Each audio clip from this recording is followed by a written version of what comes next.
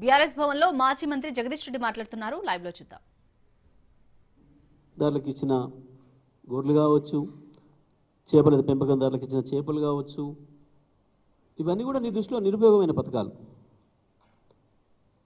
ప్రజలకు ఇచ్చిన 24 గంటల కరెంటు కావచ్చు, మిషన్ భగీరథ ద్వారా ఇంటింటికి ఇచ్చిన మంచినీళ్ళు కావచ్చు, నిజమే ఇవన్నీ నీ దృష్టిలో నిరుపయోగమైనవి. ఎందుకంటే ఇంట్లో దేంట్లో కమిషన్ రాదు కదా, నీకు కమిషన్ వచ్చే పనులు చేస్తేనే ఉపయోగపడేవి. ఇవన్నీ ప్రజలకు ఉపయోగపడేవి, ప్రజల జీవితాల్లో వెలుగులు నింపేవి. అందుకే నీకు ఎందుకు అవి నచ్చుతలేవు. హైదరాబాద్ డెవలప్మెంట్ మీద పెడదామా చర్చ? నువ్వు చర్చ పెట్టినా పెట్టకపోయినా జూబ్లీహిల్స్ ప్రజలు దానిపైన ఓటైపోతున్నారు రేపు. అది నీకు భయం అవుతుంది. జూబ్లీహిల్స్ ప్రజలు ఏ ఇంటికి పోయినా ఈ కులం ఆ కులం, ఈ మతం ఆ మతం, ఈ వయసు ఆ వయసు అనే ఏ తేడా లేకుండా అందరికందరూ ఏకగ్రీవంగా కేసీఆరే కావాలి, మళ్ళీ కేసీఆరే రావాలి. ఈ 2 సంవత్సరాల నుంచి ఒక పైసా పని మేము చూడలేదు, ఈ 2 సంవత్సరాలుగా ప్రభుత్వం అనేది ఒకటి ఉంది మా కొరకు పనిచేసిందని మేము చూడలేదు. చూసిన కొద్దిమంది ఉన్నారు. ఎవరు అంటే నువ్వు నీ చేత కూలగొట్టబడ్డ ఇండ్ల బాధితులు, ఈ హైడ్రా చేత కూలగొట్టబడ్డ ఇండ్ల బాధితులు కొద్దిమంది ఆ ప్రాంతంలో తలదాచుకుంటున్నారు. ఆ పక్కన సున్నం చెరువు నుంచి కావచ్చు, ఇంకొక నుంచి వచ్చిన వాళ్ళు, పేదలుండే ప్రాంతం అదే కాబట్టి వాళ్ళు కనబడుతున్నారు. ఈ ప్రభుత్వం ఏమైనా పని చేసింది అంటే ఆ చేసింది అని చెప్పేటోళ్ళు గాలు కనబడుతున్నారు.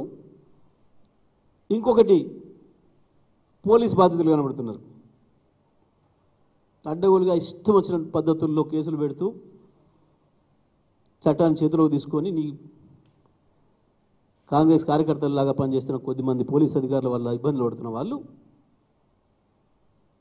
వీళ్ళిద్దరే కనబడుతున్నారు. ఈ ప్రభుత్వం ఏమైనా పనిచేసింది అని చెప్పే మా వర్గాలు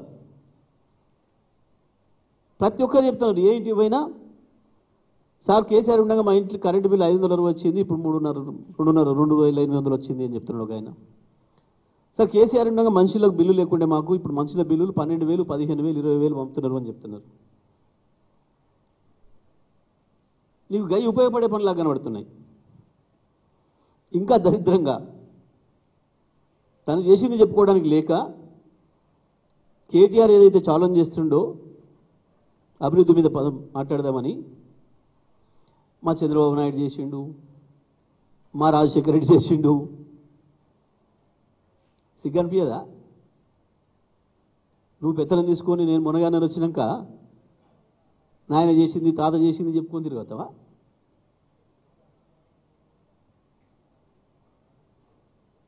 పైగా నిజమైన వాళ్ళ మొదటి నుంచి అందులో పుట్టి పెరిగినోడా అంటే నోటుకొచ్చిన బూతులు ఈ రాష్ట్రంలో దేశంలో ఎవరు తిట్టిన తిట్లు రాజశేఖర రెడ్డిని సోనియమ్మని తిట్టిందే అయినా. సోనియమ్మ నాడు బలిదేవత కనపడ్డది, రాజశేఖర రెడ్డి రాక్షసులాగా దుర్మార్గుడిలాగా కనపడ్డాడు తినకు. ఇప్పుడు మరొకసారి దేవుడు అయిపోయాడు. ఇంకా ఆశ్చర్యం ఏంటంటే చంద్రబాబు నాయుడు రాజశేఖర రెడ్డి ఇద్దరు చేసిన పనులకు ఈయనే వారసుడేట.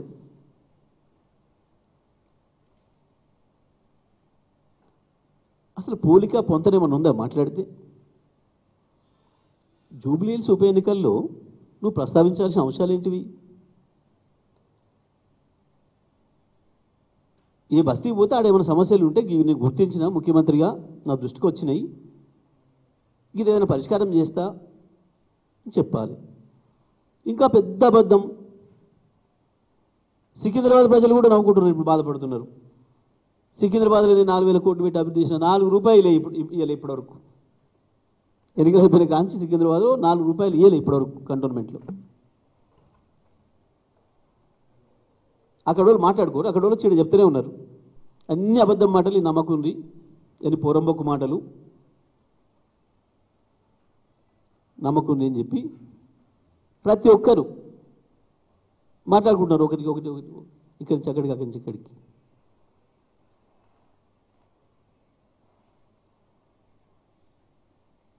హైదరాబాద్లో 5 రూపాయలు పెట్టి డెవలప్ చేసినావా? ఇంకా ఆదాయం అభివృద్ధి చేసినాం మేము. నవ్వుకుంటారు చూసేవాళ్ళు. కేసీఆర్ 60,000 కోట్ల ఆదాయాన్ని తెలంగాణ రాష్ట్రానికి అక్కడి నుంచి తీసుకొస్తే 2.5 లక్షల వరకు తీసుకొస్తే నీ మూర్ఖత్వం వల్ల, నీ అజ్ఞానం వల్ల, నీ ధనాశ వల్ల రాష్ట్ర ప్రభుత్వం రావాల్సిన 30,000 కోట్ల ఆదాయం తగ్గింది ఇప్పటివరకు. కేసీఆర్ పెంచుకుంటూ పోతే నువ్వు నాశనం చేసుకుంటూ వస్తున్నావు, తుంచుకుంటూ వస్తున్నావు.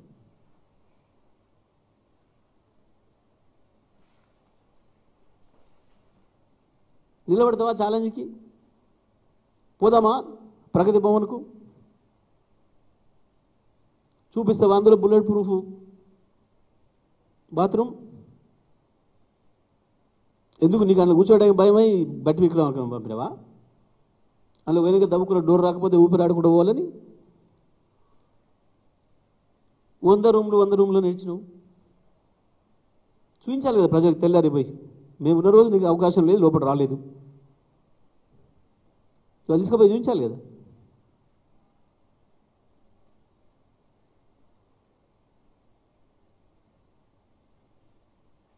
మెట్రో మేము వచ్చిన తర్వాత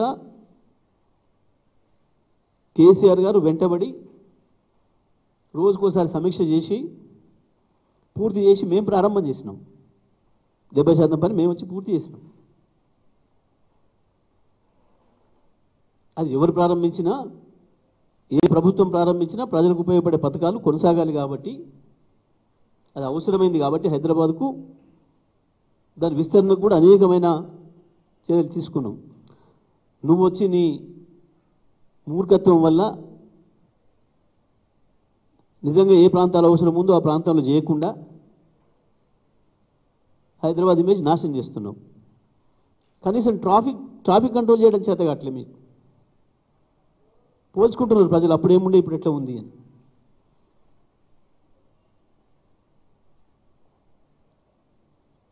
ఇప్పటికీ కాలేజీ పిల్లల్ని 100 మంది 180 మంది స్కూల్ పిల్లల్ని తిన్నావు. 800 మంది రైతులను చంపినావు. నీ చేతగాని పరిపాలన వల్ల, నీ అసమర్థత వల్ల. కళాశాల యాజమాన్యాలను ఇబ్బంది పెట్టి, పిల్లల్ని ఇబ్బంది పెట్టి 5 రోజులు వాళ్ళ పాఠాలు పోగొట్టి లక్షలాది కుటుంబాలకి తిండి లేకుండా చేసినావు. ఆ ప్రైవేట్ కాలేజీలలో పనిచేస్తున్న వాళ్ళకి, ఉద్యోగస్తులకి. నేను భయపెట్టించి నడుపుతా. ఏం భయపెట్టిస్తావు? ఎంతకాలం భయపెట్టిస్తావు? ఒక్క మాటలు చెప్పాలంటే రేవంత్ రెడ్డికి ఎందుకో భయం మొదలైంది. రేవంత్ రెడ్డి మాటలలో తడబాటు కనపడుతుంది. జూబ్లీ హిల్స్ ఎన్నికల తర్వాత తనకేదో ఉపద్రవం వస్తున్నట్టుంది, తన పదవికి దానికి ఎసరు వస్తున్నట్టుంది. ఆ గందరగోళం నుంచెల్లి ఇటువంటి భాష ఉపయోగిస్తున్నాడు. సంబంధం లేని విషయాలు మాట్లాడుతున్నాడు. నిజమే, ఓటమి ఖాయమైంది, ఒప్పుకున్నావు. ఇది రెఫరెండం కాదు అని దాంట్లో తేలిపోయింది. అంత ఫ్రస్ట్రేషన్ అవసరం లేదు.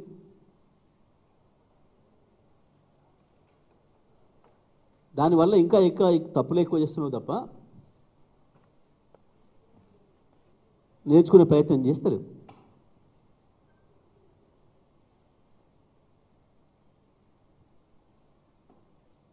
ఈ మూర్ఖ భాష, ఈ అజ్ఞాన మాటలు, ఈ బూత్ మాటలు బంద్ చేస్తే మంచిది రేవంత్ రెడ్డి. ఎప్పటికీ అదే పదవులు ఉంటా, ఎప్పటికీ నాకు చుట్టూ పోలీసులతో ఉంటా అని అనుకో.